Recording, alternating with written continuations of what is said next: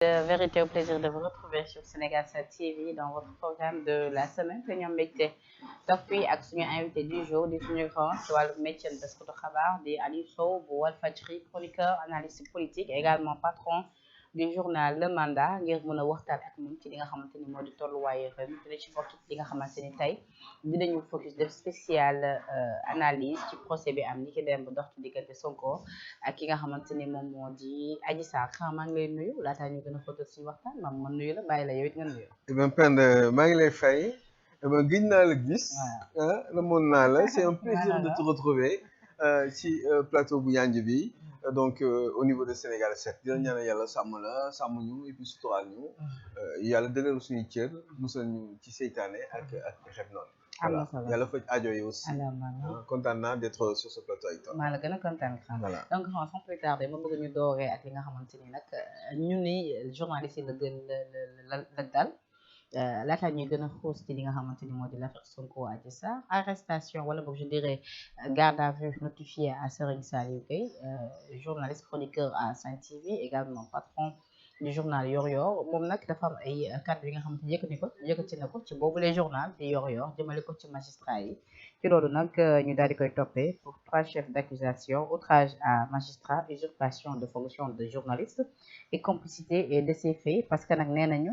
bañ ko interroger ni ki dem ba amul li nga xamante ni moom moo di carte nationale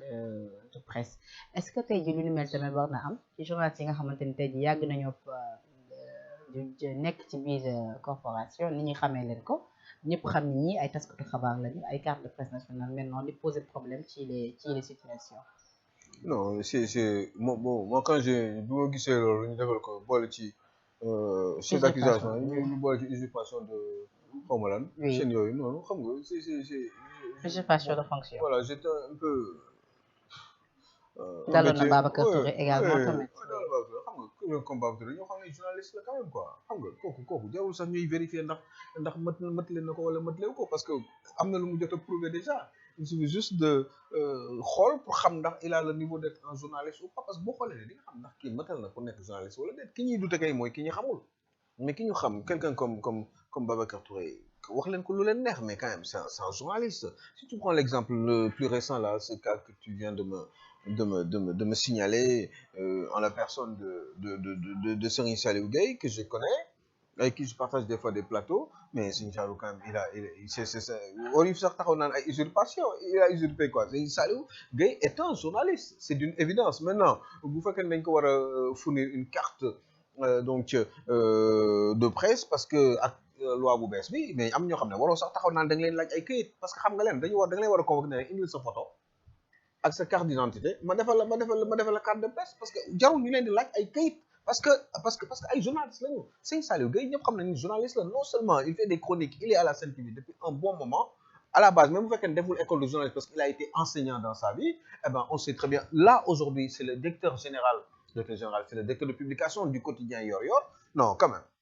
usurpation mën nañu ko dindi quoi. ci loolu ñoom daaw de ñi nga xamante ni tey jii ñoom ñoo géré li nga xamante ni moo ñëw distribution des cartes nationales de presse war nañu xoolaat peut-être les modalités. oui c'est vrai que mais ñoom en même temps aussi dañuy exécuter loi Daouda Mine c'est un légaliste c'est quelqu'un de bien que je connais mais il n'est pas seul dafa am ñeneen ñoo xam ne dañu nekk ci commission bi moom dafay jiite commission bi kese ñoom ils essaient de respecter en tout cas ils font tout pour respecter li nga xam ne moom la commission bi digal conformément ak loi bi nga xam ne moom moo jógee woon Assemblée nationale ba pare définir le code de la presse bon voilà maintenant il faut que ñoom ñu respecter loolu maintenant est-ce que li nekk ci biir code de la presse bi baax na par rapport à la distinction qu'on peut faire sur le fait que tu sois un journaliste wala déet moi je pense que ni à ce niveau-là il faut ñu xoolaat ko parce que bon fi nga koy xamee Serigne Saliou Gueye dañ ko waroon woo ne ko Serigne Saliou Gueye convoqué nañ la bis sàngam wala da nga war a am nga délai sàngam entre bis tel jour ak tel jour pour nga ñëw nga indaale sa carte d'identité ak sa photo ñu defal la carte de presse parce que tout le monde sait que Serigne Saliou quand même il a le niveau d'être un journaliste waaye journaliste être journaliste la wala avoir le niveau de journaliste da mooy loolu être journaliste est-ce que c'est avoir la carte de la presse ou la carte de presse wala avoir le niveau li nga xamante ni moom lañu dëxañ ci code de la presse dañu boo xasee ba exercer rek journaliste léegi kon il est où le problème surtout bu amee niveau bi te Serigne Saliou kenn mënul wax lu amul niveau bi Babacar Touré Kewoulo quand c'est un journaliste. ñi nga xam ne xamuñu leen sax. ñoo gisee également garde à vue ndax sóoroon nga ko bi nga dégg ni ko. non sóoruma ko woon mais yooyu xam nga surtout man dama xam nga dañ ne pour outrage à magistrat maintenant je n'ai pas lu le texte parce que dañ ne c'est par rapport à un texte qui avait été écrit boo xam ne sous le nom de. Depuis l'affaire Sonko Mame Mbaye Niang je crois que c'est le lendemain qu'il a écrit un cours benn la def benn kii benn speech là éditorial ci son quotidien qui s'appelle Yor Yor mais sous le nom de magistère foog naa turu magistère la ko defee et donc quand il a fait ça man je n'ai pas lu le contenu wax dëgg yàlla lire ma ko mais quand c'est outrage à magistrat il faut définir bon évidemment je sais ce que c'est un outrager quelqu'un déjà rek xam nañ ko bon maintenant si c'est ci outrage bi c'est par rapport à un magistrat maintenant détails yi man liiruma ko très honnêtement parce que je lis tellement de choses pour faire mes chroniques ou pour travailler dans mon quotidien le mandat donc je n'ai pas beaucoup de temps surtout que la journée n'est pas encore terminée je n'ai pas eu le temps de regarder donc dans le fond ce qui a été dit. Texte bi mu ngi ko titré woon chers collègues magistrats ressaisissons-nous. Le texte a été signé magistère, donc on publié quoi à la suite de la condamnation en appel. Directeur de publication. Comme c'est lui le directeur de publication, forcément c'est lui qui assume parce que tous les journalistes qui écrivent ci journal bi celui qui a la responsabilité première c'est quand même le directeur de publication. Donc forcément xam naa même si ça a été signé sous le nom de magistère le fait que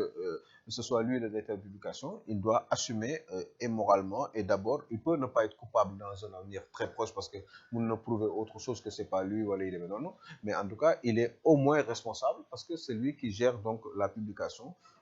la direction de publication. saxal lu ñu yàgg xeex moo di jamono jëlee wax dëgg neex yàlla nag ñi ngi commencé di gën a xoj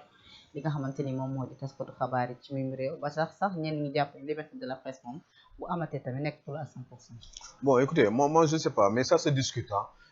Ça se discute parce que ku nekk mën nga wax li la neex selon sa position bi nga nekk mais moi je dis juste une chose je dis que ni